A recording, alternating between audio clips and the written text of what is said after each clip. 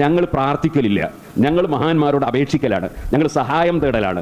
ദൈവത്തോട് ചോദിക്കുന്നതിന്, ഈശ്വരനോട് ചോദിക്കുന്നതിന്, പടച്ചവനോട് ചോദിക്കുന്നതിന് പറയുന്ന വാക്കാണ് പ്രാർത്ഥിക്കുക എന്നുള്ളത്. സൃഷ്ടികളോട് ചോദിക്കുന്ന ചോദ്യത്തിന് പ്രാർത്ഥിക്കുക എന്ന് പറയുന്നത് മുജാഹിദീങ്ങൾ മനഃപൂർവ്വം ജനങ്ങളെ കൺഫ്യൂഷൻ ആക്കാൻ വേണ്ടി ഉണ്ടാക്കിയ ഒരു വാചകമാണത്.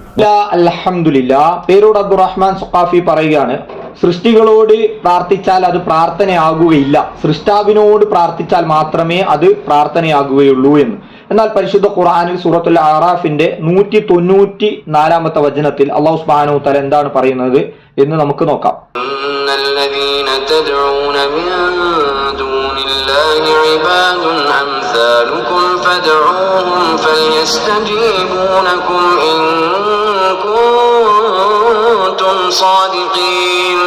അല്ലാഹു സുബ്ഹാനഹു വതആല ഇവിടെ പറയുകയാണ്, തീർച്ചയായും അള്ളാഹുവിന് പുറമെ നിങ്ങൾ വിളിച്ചു പ്രാർത്ഥിച്ചു കൊണ്ടിരിക്കുന്നവരെല്ലാം നിങ്ങളെപ്പോലെയുള്ള ദാസന്മാർ മാത്രമാണ്. എന്നാൽ അവരെ നിങ്ങൾ വിളിച്ചു പ്രാർത്ഥിച്ചു നോക്കൂ, അവർ നിങ്ങൾക്ക് ഉത്തരം നൽകട്ടെ, നിങ്ങൾ സത്യവാദികളാണെങ്കിൽ. അപ്പൊ അല്ലാഹു സുബ്ഹാനഹു വതആലയ്ക്ക് പുറമെ ആരോടാണ് പ്രാർത്ഥിച്ചിരുന്നത്? അത് സൃഷ്ടികളോടാണ്, അള്ളാഹുവിന്റെ ദാസന്മാരോടാണ്.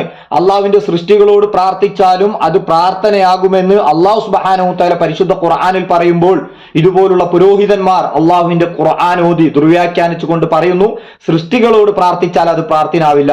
ഇന്ന് എത്രത്തോളം എത്തി എന്ന് പറഞ്ഞാൽ, പേരോടിന്റെ ഈ അധ്യാപനം കേട്ടുകൊണ്ട് ഷെയ്ഖ് ജീലാനിയുടെ പ്രതിമ ഉണ്ടാക്കി, ഖുശൂ കിട്ടാൻ വേണ്ടി, ഭക്തി കിട്ടാൻ വേണ്ടി ആ പ്രതിമയിലേക്ക് മാലകൾ ചാർത്തി, മുമ്പ് കാലത്ത് കെട്ടിപ്പൊക്കിയ ഖബർ വിഗ്രഹങ്ങൾ അതിലേക്ക് പച്ച വിരിപ്പ് പുതിക്കും, അവിടെ സുഗന്ധ ദ്രവ്യങ്ങൾ പൂശും, അവിടെ വിളക്ക് കത്തിച്ചു വെക്കും. എന്നാൽ മനുഷ്യർ ഇന്ന് പേരോടിന്റെ ഇതുപോലുള്ള ആളുകളെ സംസാരം കേട്ട് പ്രതിമകൾ ഉണ്ടാക്കി അതിന്റെ മുമ്പിൽ കൈകൂപ്പി നിന്ന് കൊണ്ട് പ്രാർത്ഥിക്കുകയാണ്. ആരോട്? ഈ വിഗ്രഹത്തോട്.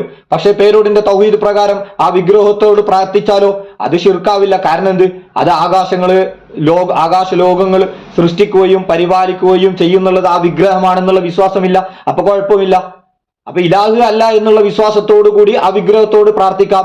ഈ അധ്യാപനം കേട്ടുകൊണ്ട് ആളുകൾ വിഗ്രഹം ഉണ്ടാക്കി തുടങ്ങി. ഷെയ്ഖ് ജീലാനിയുടെ വിഗ്രഹമാണ് നിങ്ങൾ ഈ കാണുന്നുള്ളത്. ബറേലിവികൾ, സൂഫികൾ, ഈ സമസ്തയുടെ ആശയക്കാർ ഉണ്ടാക്കി വെച്ച വിഗ്രഹങ്ങൾ വിഗ്രഹാരാധനയിലേക്ക് ഇവരെത്തിച്ചു. നോക്കൂ സഹോദരങ്ങളെ, ഈ പോക്ക് എങ്ങോട്ടാണ് ഇത് പോകുന്നുള്ളത്? ഈ തനി ഷിർക്കാണ് സഹോദരങ്ങളെ. ഈ ഷിർക്ക് ചെയ്തു കഴിഞ്ഞാൽ കാലാകാലം നരകം, സ്വർഗം നിഷിദ്ധം.